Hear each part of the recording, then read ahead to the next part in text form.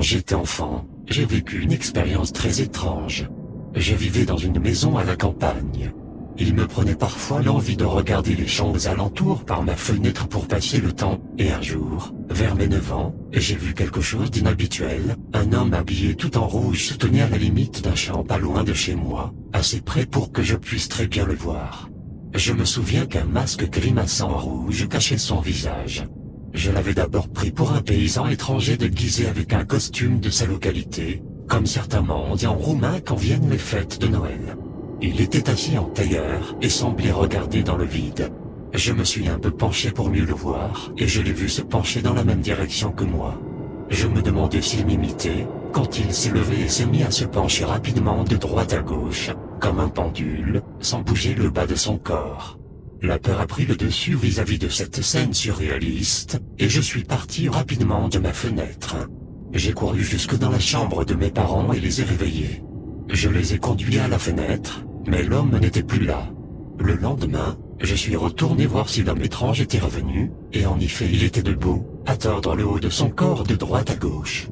C'est à ce moment-là que je me suis mis à ressentir une fascination pour lui et à ne plus le considérer comme un voisin, mais comme ce qu'il était, un être rouge dansant. J'ai commencé à sauter sur place pour danser avec lui, et il s'est mis à sautiller également, en étant synchronisé avec moi. Encore une fois, je suis parti avec des sueurs froides. J'ai à nouveau prévenu mes parents, et il avait encore disparu. Je pense qu'à ce moment-là mes parents ont commencé à prendre ça pour un jeu. Le troisième jour, je suis passé le voir et il était là, en tailleur, le regard dans le vide. À peine je l'ai regardé, que pour la première fois son regard s'est posé sur moi. J'ai ressenti une peur profonde et une attirance inexpliquée pour cet être. Il s'est levé et s'est mis à faire le pendule. J'ai essayé de l'imiter en tordant également mon corps sur la droite quand lui le faisait, puis à gauche, puis à droite. Et puis, il s'est arrêté, étant plus rapide que moi, il attendait que je me résynchronise avec lui. On était reparti, et encore une fois il s'est arrêté dans son mouvement. Finalement, j'ai abandonné et je me suis mis à sauter sur place. Il a fait de même et a profité du mouvement pour s'approcher de chez moi. Je ne ressentais plus de peur, juste une grande fascination. Quand il est apparu à ma fenêtre, je dormais au rez-de-chaussée à l'époque, je me suis empressé d'aller lui ouvrir. Il me fixait depuis que j'étais à la fenêtre, mais à l'instant où je l'ai ouverte, il s'est mis à regarder face à lui et à quitter ma chambre. C'est à ce moment-là que j'ai récupéré mes esprits, comme si son regard m'avait hypnotisé. Je l'ai suivi. Je ne ressentais plus de fascination, ou presque, juste assez pour regarder vers où il allait. La peur avait pris le relais. Il marchait en frottant en rythme ses sabots de bois sur le sol, et il est entré dans la chambre de mon petit frère, âgé de quelques semaines. Il dormait dans son berceau, sa poitrine se soulevait doucement. L'être a commencé à calquer sa respiration sur celle de mon frère, et a à nouveau tourné sa tête dans ma direction. Avant même de croiser son regard, je me suis mis à courir aussi vite que je le pouvais, et je me suis plongé sous mes draps ondulants. Je retenais mes larmes quand j'ai entendu le simulacre de la respiration de mon frère se rapprocher, jusqu'à être collé à mon oreille. Je pouvais sentir le souffle chaud de cette respiration filtrer à travers mes draps, pour finalement s'arrêter d'un coup. Le bruit du frottement des sabots contre le sol a commencé à s'éloigner, est sorti de ma chambre, et est allé vers la gauche. À gauche il n'y avait que notre cave. C'est au même moment que mes parents ont surgi dans ma chambre. Je leur ai tout expliqué en détail, mais comme dans un mauvais film d'horreur, ils m'ont dit que j'avais dû faire un cauchemar. Le fait de leur avoir raconté ça en étant sous mes draps ne m'avait pas aidé. Le soir, à l'heure d'aller me coucher, ma mère m'a embrassé et est partie rejoindre mon père dans le salon, malgré mes supplications d'appeler la police pour sécuriser la cave.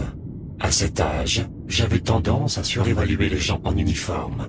Je mettais beaucoup de temps à m'endormir à cette époque, on avait une fuite dans la cave, le rythme des gouttes me berçait, la cave étant étonnamment très peu isolée. Je me suis réveillé à cause du bruit de sabots contre le sol de ma chambre. Je n'ai pas ouvert les yeux, j'étais terrorisé. J'ai même arrêté de respirer, mais je savais qu'il était là, à se tordre sur les côtés. Par chance pour ma famille, à ce moment-là, mon frère ne faisait pas de bruit et le bruit de la télé n'avait pas l'air de l'intéresser. Il est redescendu vers la fuite, juste avant que je commence à manquer d'air. Cette fois c'est moi qui avais dû respirer trop fort. La peur qu'il revienne m'avait empêché d'appeler mes parents à l'aide. Le lendemain était un lundi. Je m'en souviens parce que ce jour-là c'était ma tante qui me ramenait de l'école. En arrivant devant chez moi, on a été accueillis par des sirènes de pompiers et de police. Ma mère avait découvert mon père mort dans la cave, juste avant notre arrivée. Il était en bleu de travail et avait les outils pour réparer la fuite. Elle a immédiatement appelé la police. Elle ne me l'a pas dit à cette époque, mais quand ma mère m'a jugé assez mature, elle n'a pas cherché à me cacher plus longtemps comment il était mort, même si j'imagine que c'est l'incompréhension qui l'a poussé. Selon le rapport d'autopsie, il serait mort d'épuisement après avoir dansé des heures sans s'arrêter.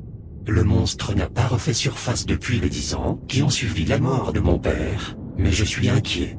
Cela fait des matins de suite que je vois mon petit frère sauter devant sa fenêtre. L'existence de cet être couplé à mes remords de lui avoir ouvert m'ont poussé à vous écrire, mais c'est la possibilité qu'il rôde encore qui a achevé ma décision de vous prévenir. Alors faites attention à vos petits frères et sœurs, car ils pourraient bien sautiller devant leurs fenêtres aussi.